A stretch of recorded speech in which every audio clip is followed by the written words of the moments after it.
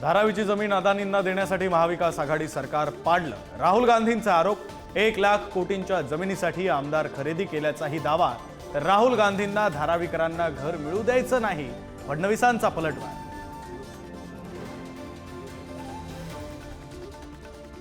Vote जिहादवरून Bhajap आणि काँग्रेसमध्ये video war. मौलाना Sajjad नोमानींचा video ऐकवत फडणवीस आणि शेलारांचा महाविकास आघाडीवर हल्लाबोल। तर शेलारांना मुस्लिम पाठिंब्याबाबतच्या व्हिडिओनं काँग्रेसचं प्रत्युत्तर।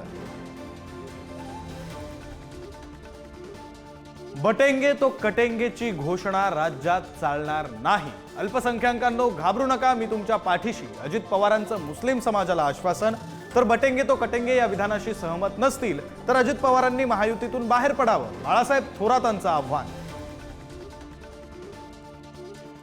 जातीय राजकारणावरून नितीन गडकरींची जोरदार टीका।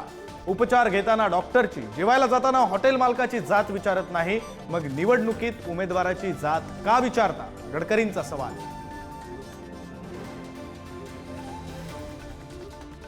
राहुल गांधींच्या आणि काँग्रेसच्या मनात बाळासाहेबांबद्दल आदर। प्रियंका गांधींचा मोदींवर निशाणा। तर आम्ही आरक्षणाच्या विरोधात नाही, मोदींच्या आरोपांना उत्तर।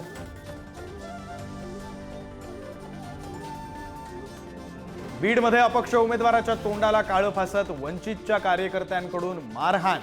अपक्ष उमेदवाराने भाजप उमेदवाराला पाठिंबा दिल्यामुळे मारहाण। केज मतदारसंघातील घटनेनं खळबळ।